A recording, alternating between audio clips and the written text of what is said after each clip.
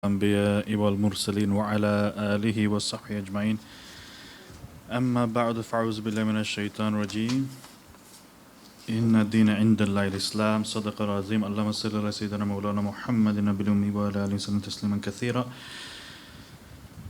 By the grace of Allah, we have now concluding our retreat here, and these are the departing, you could say, presentation in which you can have a holistic idea of what we covered, and also what is your responsibility now to actually, for yourself and for others as well. What can you do and what can you actually understand? And we're going to try to summarize the whole of Islam and its teaching into these 7 dimensions or 8 dimensions, including Sirah Mubarak of the Prophet Sallallahu Alaihi Wasallam. First and foremost, many times from the beginning of Sayyidina Islam, remember this and understand this, from the beginning, from Sayyidina Adam to all the way to Rasulullah Sallallahu Alaihi Wasallam, they all describe the path to Allah Subhanahu wa Ta'ala in one word. They all describe the path to Allah Subhanahu wa Ta'ala in one word. And what is that? Al-Islam. Islam is basically the path to Allah Subhanahu wa Ta'ala. But me and you, what we do is we give it different names. What do I mean by that? Oh, this person, what is he? Oh, he's a Qadri. This is a Naqshbandi. And this is a Mujaddadi, or this is a Hanbali. Whatever I'm saying is that we give it different names. And we confuse people. And we divide people. And we create barriers.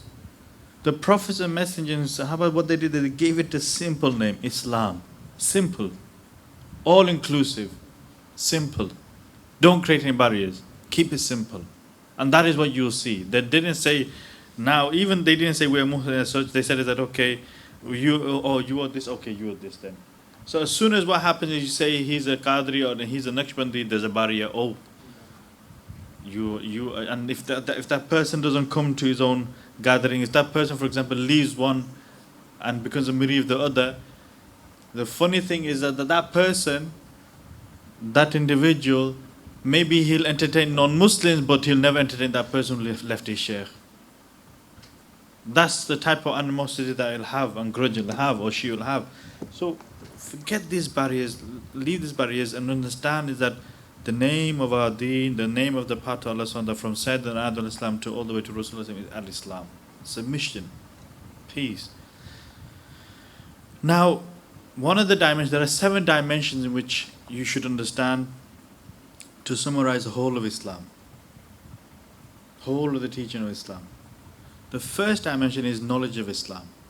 Now, this is the biggest hurdle for many people. As you know, knowledge of Islam basically is here learning the Quran, Islamic studies, listening to lectures, and so on and so on. If you try to now tell that person who knows about Islam, like, for example, say, brother, for example, you try to invite them to the retreat. You try to tell, brother, come to the retreat, it's very good. You can. No, I already know. I know. If you try to tell a scholar, or maybe it's your ex-teacher, or maybe it's your a friend who's a scholar, I've read hadith, I know the Quran, Do you not know who I am? I already know this. You see, just knowing about Islam will not benefit. It's not ilm nafi'. It will not benefit you. For example, if you read about, okay, I learned the knowledge about, for example, how to become free of janaba in wudu. For example, if you're in a state of janaba, how to be free of janaba, state of janaba. If I just read it, does that remove me from my janaba? Mean that if a person needs ghusl and he learns the masala of ghusl, if he just reads about it, does that remove him from his state? No, it doesn't. If it's a case that just knowing about Islam, then all these Orientalists, all these non-Muslims should have been Muslims then. It's not going to benefit just knowing. So this dimension of Islam, knowing is good. Yes, acquire the knowledge, yes. But it doesn't mean that it will benefit you. Hatta until when? Until what? When the knowing you start believing in Islam. This is something I'm just going to touch up a little bit. You might be thinking, Brother Kes, we already know what are you patronizing me? I believe in Allah. I believe in the Messenger Sallallahu Alaihi Wasallam. I already know this. I'm a Muslim. You are going to say this to me. What are you patronizing me for? But understand. You have the knowledge, yes, alhamdulillah. You have the knowledge of Islam, true. You've learned maybe even the path to Allah subhanahu wa ta'ala. Maybe you've learned about many things, about tazkiyah and tasawwuf and so on. Doesn't matter. Let's see at the knowledge, if you really believed. Have you really believed? What do you mean by these are the 7 articles of faith? You know in Bachpan, when you go to madrasa and mosque, some of us might still remember, they say, Ustaz will say, learn Iman Mujmal and Iman Mufassal. Say, why is it? Amantu billahi wa malaikatihi wa kutubi. And we're saying like Ratta style. Oh yeah, we're just learning it because we can then move on and Ustaz doesn't ask us anymore. Haqiqatan is that they're really teaching the articles of faith. That is the reality, that they're teaching us, me and you, what our Iman should be. And did you know that if I was to tell you, you're gonna find it shocking and surprising maybe, but all of the big kutubs, books on Aqidah, are elaboration of all of this. About Allah subhanahu wa ta'ala, about the angels, about His books, about the prophets and messengers, about the last day, about predestination, destiny, life after death, and so on. The basic tenets we were given when we were a child, and then other books are now expanding on these things, elements. But when I say, have you really believed?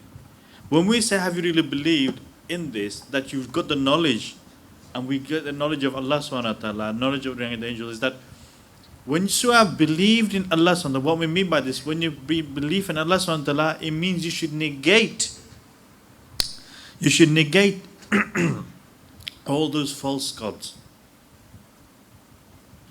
You might think, Brother Cass, of course I negate them. What do you mean? Any of the false gods and deities which is there, you completely negate them. That is how you're going to benefit. But the worst, as Hadith Mubarakah comes, the worst of the gods, the ilah, under the skies, that the false god, the worst false god that can be imagined under the heavens is, guess what? Your nafs.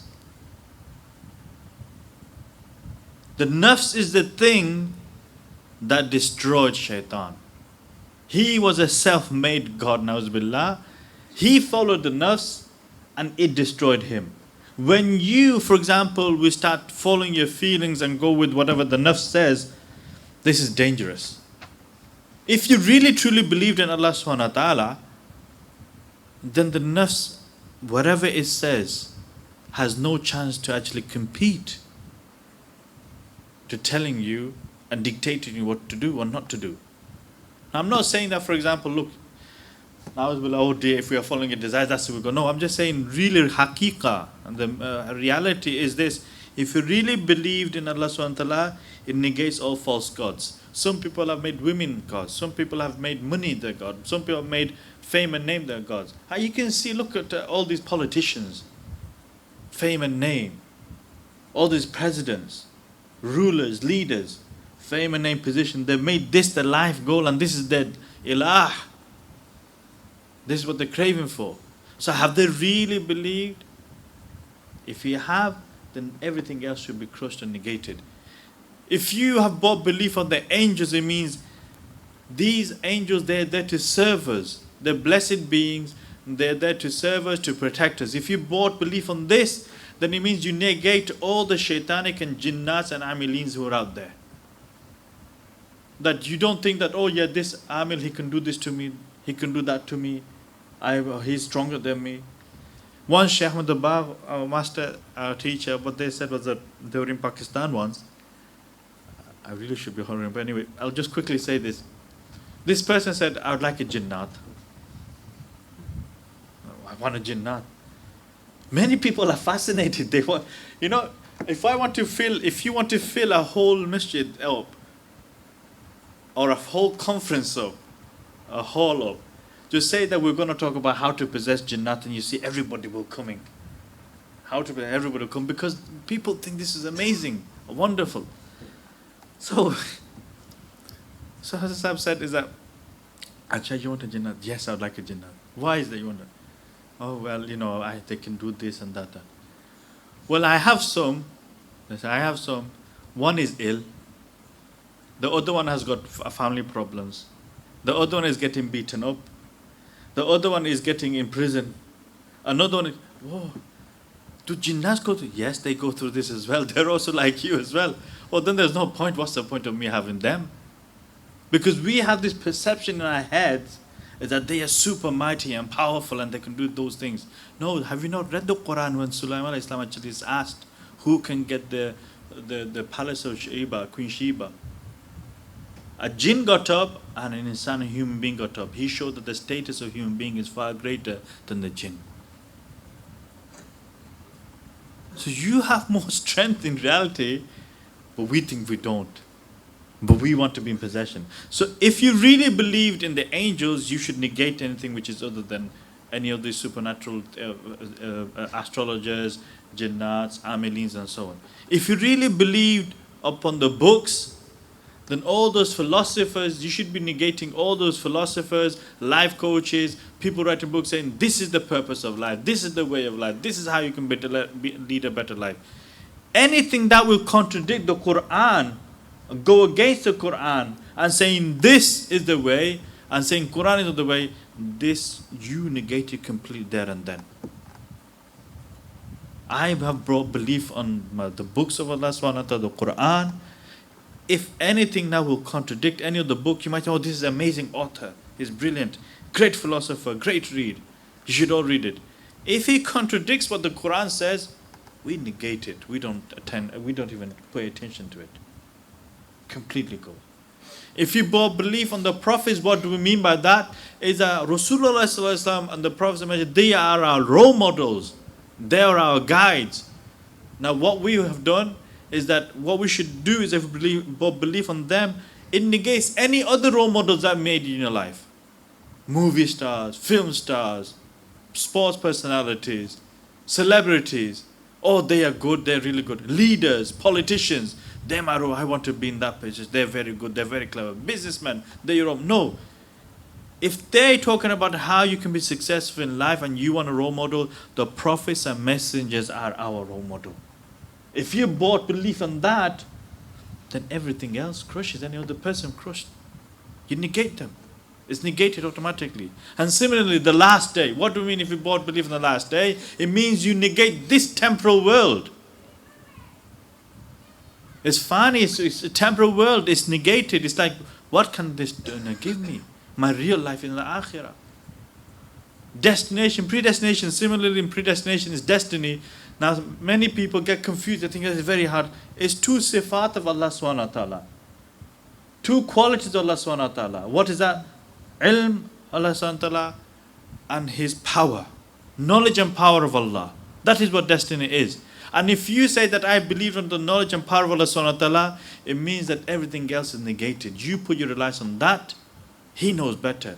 So why is this magician going to tell me? What is this astrologer going to tell me? He doesn't know anything. What is this Amelin going to tell me? Oh, by the way, today I saw this. I saw that in your hand there's a line going this way, and that is it.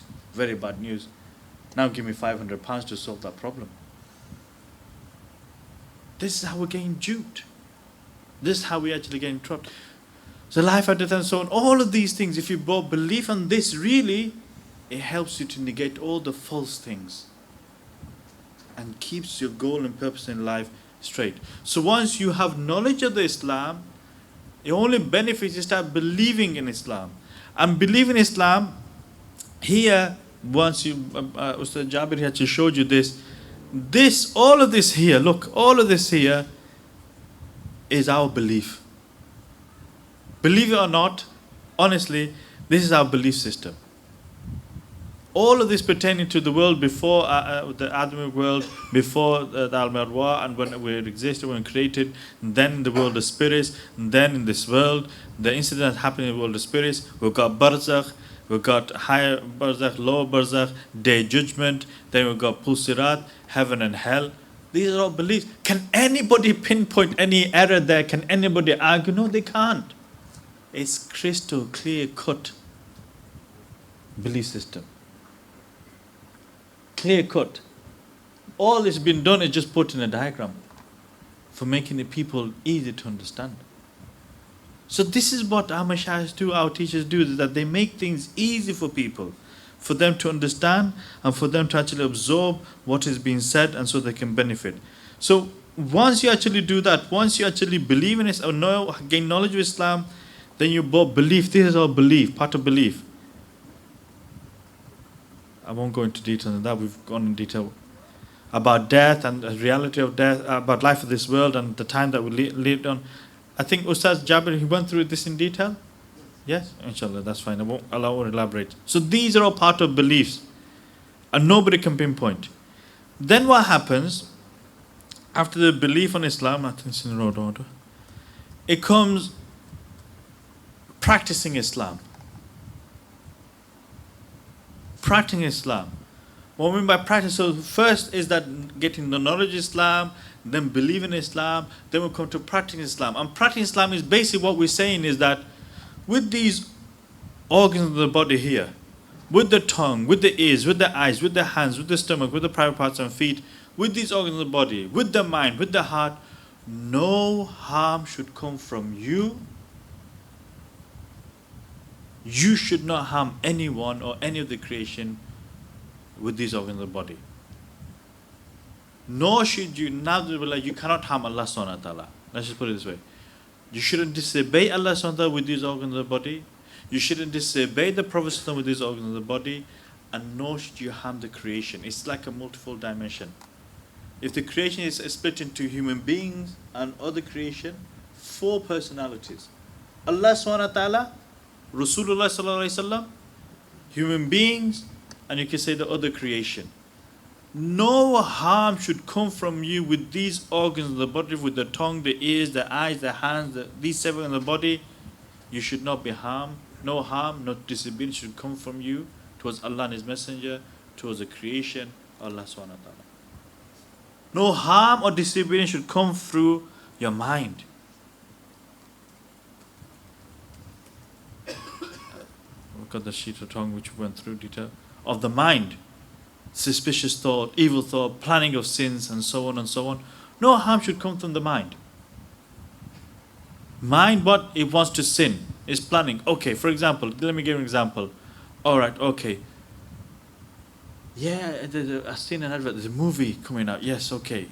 Oh yeah, I've not seen that movie. Planning started already. Let's get friends over. Maybe I invite these brothers and sisters over. Let's go together in the cinema.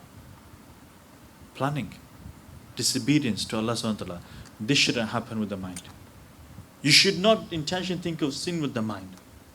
This should not happen.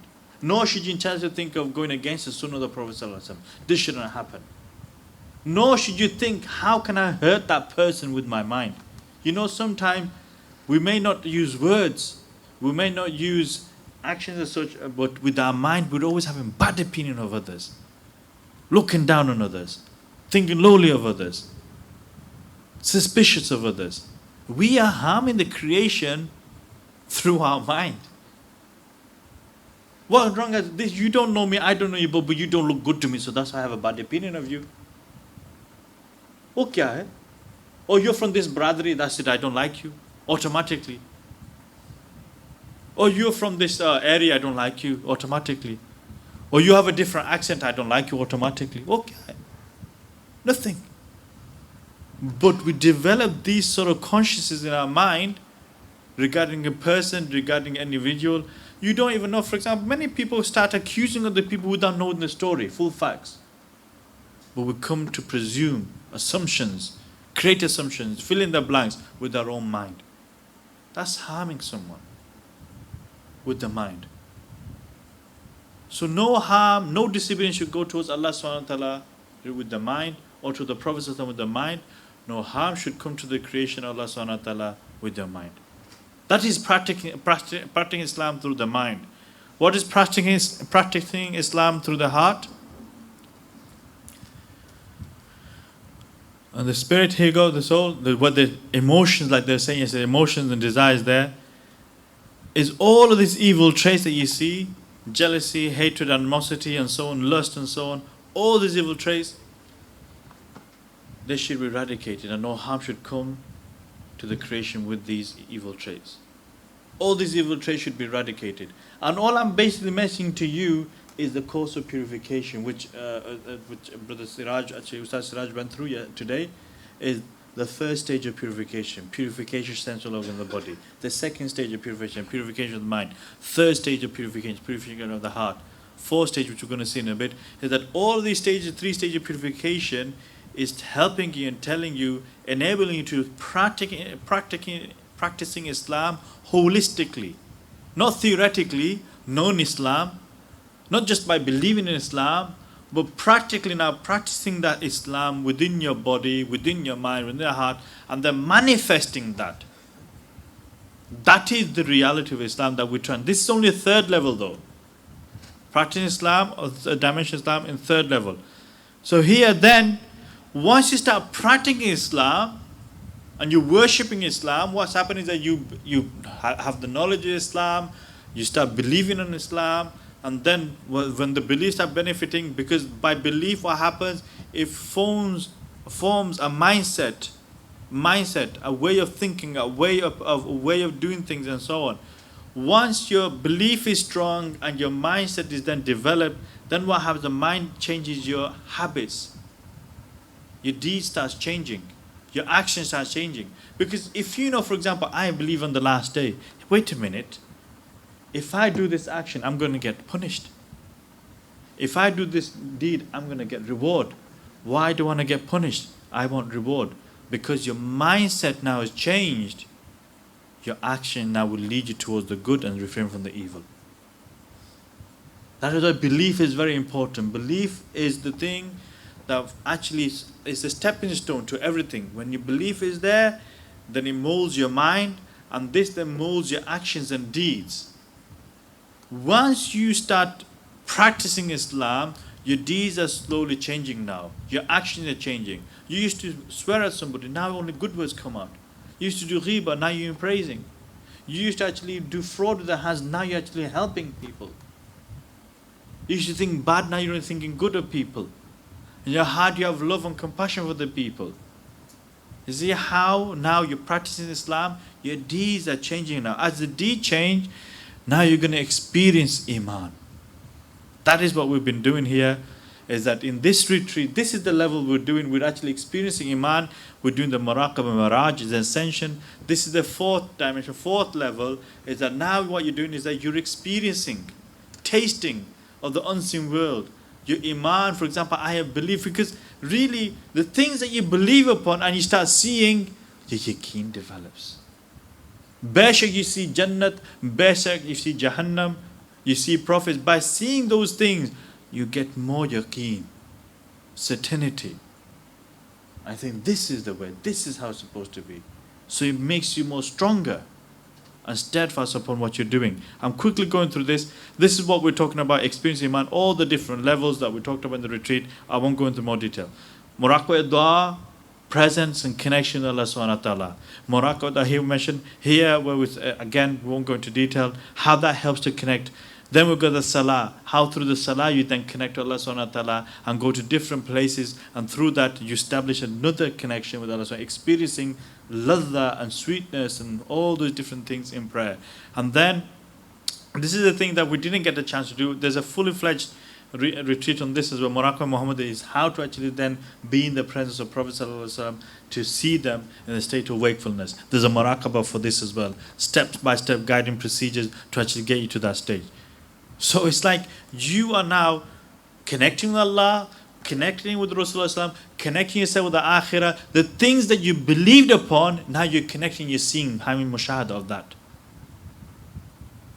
So now you're experiencing Islam. Experiencing it. Next, Muraqabah. So this experience Islam has 4 objectives. What is it? Look at this. Ultimate objective is the rida of Allah, the pleasure of Allah subhanahu wa ta'ala. One is that by experiencing Islam, what you're going to be doing, you're going to give preference to Allah, ta'zim li amrillah, giving preference to Allah subhanahu wa ta'ala by giving preference to His command. Giving preference to the Prophet sallallahu alaihi wasallam, because if you are now seeing the Prophet sallallahu alaihi wasallam, He's commanded you, how can you not do it? You want to please them. You can see they're happy. You can see they're sad. Now you want to please. So you are now going to give extra preference to the person, give preference to the Prophet sallallahu alaihi wasallam. Compassion upon the creation by fulfilling their rights. That is what the objective is. Experiencing Islam is all of these aspects. Through all the aspects, all your faculties, you'll be attaining these four objectives. And being in the hudur ma'allah, hudur of Allah subhanahu wa ta'ala, presence of Allah subhanahu wa ta'ala. These leads to living in the state of ihsan. So we got knowing of Islam, then we got believing in Islam, then we have practicing Islam and worshiping Islam, and then we have experiencing Islam. Now living in the state of ihsan. You heard the hadith, Jibreel, you heard it many times before. You heard the hadith where Rasulullah asked, what is ihsan? Well, ihsan is to worship Allah subhanahu wa ta'ala as though he's seeing you. If you're not, then you should think that he's seeing you. It means that the great Mashaykh Imam Abdul Wahhab Shar'ani rahmullah said, a wali, a friend of Allah, it will not be considered a friend of Allah until he is in the presence of Allah subhanahu wa ta'ala, even when he's intimate with his wife. Even when he's in his presence, Allah does not go. And that's why many awliya, like Hazrat Umar bin Abdul Aziz, rahmatullahi, Khalif of the time, he used to faint and he used to shiver whenever going near to his wife. Why? Because of the presence of Allah subhanahu wa ta'ala. He was in that such a state of huduri of Allah subhanahu wa ta'ala. You should, the friends of Allah, or wali of Allah is always in the presence of Allah subhanahu wa ta'ala. And they consider they are dead the moment that one iota for a blink or a second, spiritual death this is, not real death, but spiritual, they think that the moment they actually lose that concentration or presence for a moment, is as if they're given janazah, they're actually janazah has been read. A story is that there was once a buzurg, a wali of Allah, I cannot remember the name. The name has gone out of their head. He had the ability to speak to animals. Not strange matter. Imam Abu Hanifa rahmullah, he also spoke to animals. He learnt a great teaching from a dog. Imagine. So awliya, they have some gifts, and Allah subhanahu wa ta'ala, if He wills, they're able to speak to animals. Let alone animals, they can speak to walls, buildings, all these things they can speak. Anyway, so this wali of Allah, friend of Allah, he was able to speak to animals and birds. And one day, as he's going, in the olden days, he's traveling from one city to another, he saw two birds, or two animals, I can't remember, birds or a cat. And what happened was that they mentioned, oh, such and such has died, janazah has been read on him. Oh, what a sad news, this person has died, this person has died. He's thinking, that's me. Why are they saying, who's telling you I have passed away? Who's telling you I passed away? Elan is being made in the Malaika, and everybody is saying Elan's been made. This person's passed away. His person's passed away. You're thinking, what's happened here? Why? How have I displeased someone? Is there somebody else by the same namesake is being made? So he did muraqabah. He didn't think it. And then he asked. He said, he thought about thought about it a while, and came to the conclusion that yes, what they said is correct. He said, what do you mean? What they said, he analyzed and he thought to himself, what the animals have said, the birds have said, yes, is correct, is true. Why? It's because I think I've got this wrong one, but the maqsad is going to be the same anyway. For a moment, he went out of the presence of Allah subhanahu wa ta'ala. As soon as he went out of the presence of Allah subhanahu wa ta'ala, for a moment, this is for us, me and you, sin is when we're actually swearing or backbiting. For us, this is sin. For them, if they go away from the presence of Allah subhanahu wa ta'ala, it's as if they're in a state of janaba. They do ghusl. They're doing ghusl. That's how severe it is for them. So what happens that he went away, he realizes that for that moment, yes, it's true, for that moment, he went out of the state of presence of Allah subhanahu wa ta'ala. He did tawbah straight away, did ghusl, and came back in the presence. Then it was the murid actually, somebody was actually going to actually see one wali to another wali. This was the story. One wali found out about another wali, and he's dead. I'm going to visit him, what's happened here. So when this wali went to the other wali, he told him, these animals were saying you passed away. He said, yes, that's true, that's what happened. Then when he went back, he heard the animal saying, he's come back life again. Rejoice, he's back to life again. He's alive. He's come back. Allah subhanahu wa ta'ala has brought him back to life again. This is me, and what we're saying is that we are worrying about sin, major sin, kaba'ir. Look at the wali of Allah, friend of Allah. Even the presence of Allah, they say that's so severe. They take it so severely. So this is living in a state of ihsan. Live in a state of ihsan. So worship in all facets of your life, no matter if it's at work, at home, at family, in education, in your dealings, in your muamalat, in your studies, you are in the presence of Allah subhanahu wa ta'ala. Full 24 hours. Sharing Islam. Sharing the message. Now that you are in the state of Islam, now you've learned the knowledge, you're now believing, which is benefiting. Now you're also practicing, you're now implementing, you're practicing Islam, you're now living, experiencing Islam, and now you're in a state of ihsan. What do? You now spread and share the message. Another dimension is that the sixth dimension is that, because this is one of the dimensions that you share the message, the teaching to the whole of the humanity. Especially in your own families, with your own friends, your own localities, whatever level you're at, if you benefited, and if you're actually benefiting, and if you're actually becoming better, and you're experiencing and living Islam, now it's your job to spread the light of Islam to others. Give it to them. Spread the light. That's similar to the message I was given by the Prophet. Spread. You become a beacon of light for others. Spread that light. You've lit your candle, light somebody else's candle. Your iman has been lit up, light somebody else's iman even further and strengthen them. You have attained good qualities and traits, you are steadfast, help others to become steadfast. In whichever capacity. We're not saying you can change the whole world, no. First of all, so you give that da'wah, the message to yourself, and if you're doing that, you're living that now, that's why we always put, never forget yourself. You know, many people say, oh, if we get, like I was just discussing now, many brothers will say, if that person can change, that means the whole locality can change. If that person can be changed, this whole family can change.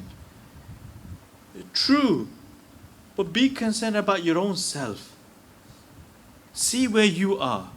See if you can change yourself first. And if you have, alhamdulillah, then don't worry about locality. The hidayat lies in the hands of Allah subhanahu wa ta'ala. Pray that this person changes. And by that person changing, through his akhlaq, through his action, automatically you don't need to do dawah of the tongue. The dawah of the heart and the dawah of akhlaq speak resonance. Speaks in volume. It's powerful. So now you should, this one pillar is sharing of Islam. To yourself, your family, your town, your localities, country, continents, and so on. Then, implement it wherever you are. Implement Islam wherever you are. I.e., you see, many people say, oh, we want a Khalifa state. We want to establish Khilafah. We want an Islamic state. Allah SWT has given you what? A land as well. Allah SWT has given you in this 4 foot, 6 foot body of yours, 5 foot, 6 foot body of yours. This is also made out of earth. This is a land. Establish Khilafah on your land. Establish the Sharia on this land of yours. Because nobody is going to come and say, hey, what are you doing this to me? Why are you doing that to me? I don't want to do this. I don't want to do that. Do you know who I am? You yourself need to establish Sharia on yourself. Implement Khilafah on yourself. Implement Deen on yourself. Once you've done that on this body of yours, on this land of yours, spread it to your family. Now you're spreading the land of Islam, the Islamic land, to your family. Your house then may become Islamic. Your house, if your brothers, your sisters, your mother, your father, if they're all practicing and implementing Islam, your house has become a state, an Islamic state, in which Islam is flourishing, in which people, instead of going outside, people can come to your house and they receive benefit, they receive guidance, they receive hidayah, they receive protection, they receive help. All of these things in your own house, in your own room. And then, once you're done with your family, establish it and spread it to your friends. Implement the Islam on your friends, i.e. encourage them, motivate them, and so on, and do targheeb to others. Make an Islamic village. And then if you go to Indonesia and Malaysia, they have a specific village which people have bought land and they say full Sharia is actually, and they willingly, people are buying to their houses, they say we want full Islamic Sharia in there. Villages. If you are all willing and happy to actually do that, then you can do that. Implementing Islam. So these are the pillars, the 4 pillars in which, to summarize, is really in which helps you to reach the pleasure of Allah subhanahu wa ta'ala. First is the pillar of purification, through which we mentioned, for example, after the beliefs and after the preconditions to the path to Allah subhanahu wa ta'ala, purification, essential organs of the body, purification of the mind, heart and soul, and then giving preference to the command of Allah subhanahu wa ta'ala and so on. This is one pillar that helps you. You've established one pillar that helps you to get to the pleasure of Allah subhanahu wa ta'ala. Then the pillar of ascension that we're saying is that we send and we experience Islam through ascension. We go to Masjid Nabawi, the Kaaba, and all the way to different muqamas. This is the pillar that will help you to go and actually ascend to the pleasure of Allah subhanahu wa ta'ala. Then is a pillar of da'wah, sharing, conveying the message, telling people, encouraging people to practice. I am benefiting, you benefit. Brother, why not? Look, if you are a good salesman, everybody, what they do is that whenever it comes to actually selling something, if you want to sell a car, you're a salesman, you will do the most thing because you think this car is worthy and I can make money on it. We have been given the greatest gift, which is Islam. We, the UK people, have done us a favor by giving us dunya. They have given us dunya because if we're in Bangladesh, Pakistan, what do we have? Nothing really. But we come to this country, our forefathers, our uncles, our fathers, our brothers, they have benefited, we have grown, we have benefited through the money and the resources they have given us. What have we given them back? What have we given back to them? The greatest gift that we can give them is the eternal message of peace and salvation. That's Islam. We should be showing, we should be sharing. They've shared their wealth and resources with us. We should be sharing the akhirah with them.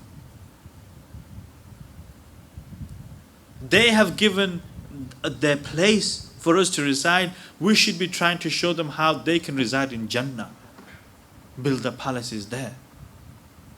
That is sharing Islam. Dawah. And then the pillar of application to reach the pleasure of Allah subhanahu wa ta'ala is when you yourself start implementing, share that and start implementing how, and you have control over your own households, over your friends, over the village, over the town, and so on and so on. Then it goes to a world level. We may never ever reach, let's just put it this way, in our lifetime, not in the time of the Prophet, believe or not, it never reached there. World level. Continent level, just about maybe, or less than that. Country level, maybe not. But maybe we can do on ourselves and our family. And that will help you to get the pleasure of Allah subhanahu wa ta'ala. Maybe you can do it in your friends. That will help you to get the pleasure of Allah subhanahu wa ta'ala.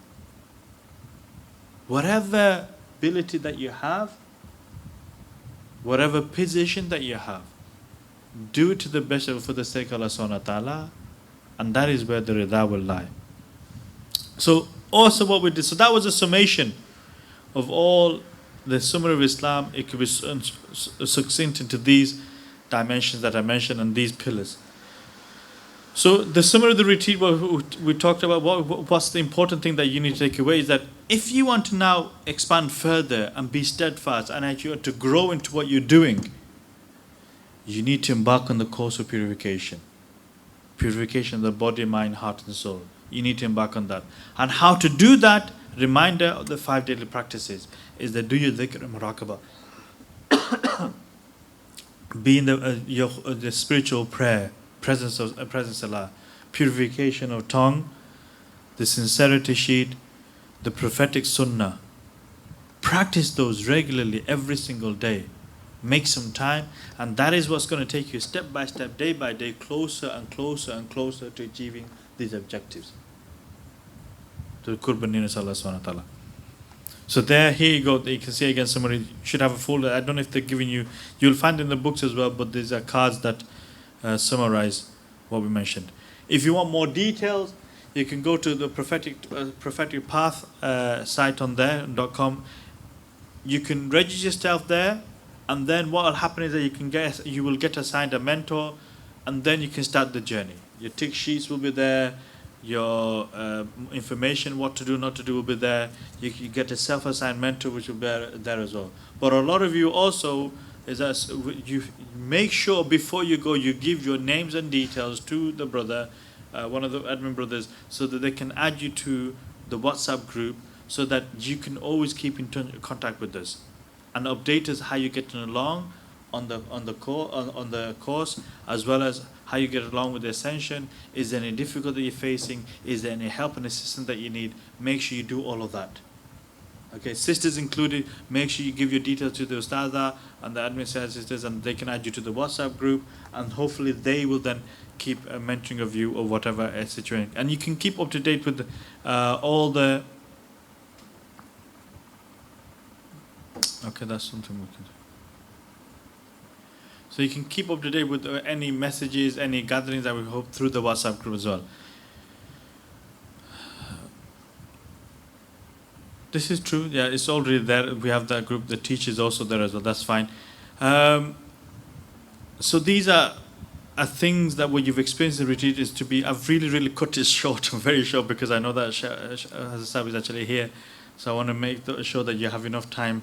If you need to speak to them and see them, this is it. So here is basically being thankful and being grateful to Allah subhanahu wa ta'ala. First and foremost, opening your eyes and mind and hearts to seeing the different facets of Islam and dimensions and levels of Islam which you didn't know before, and being able to actually experience tasting and experiencing some aspects of the unseen world, where hopefully your level of yaqeen and certainty and iman has increased. And that was the objective of these retreats. And there are many more retreats like this. So like we said, is that sisters included, is that this is just one retreat you've probably attended. Try to attend another 2 or 3 more, and you'll get further versed, more practice on it, you get stronger, more resilient, and you get steadfast. But do not devalue the fact that what we're saying is that the course of purification is that those are the foundation and building blocks that you should come and start.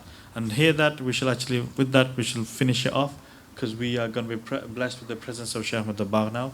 And inshallah, if you all now kindly just get into a nice semicircle again, and hopefully we'll get started.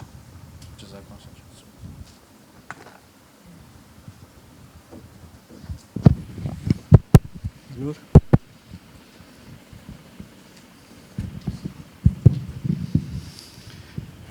Bismillahir Rahmanir Rahim. Alhamdulillah.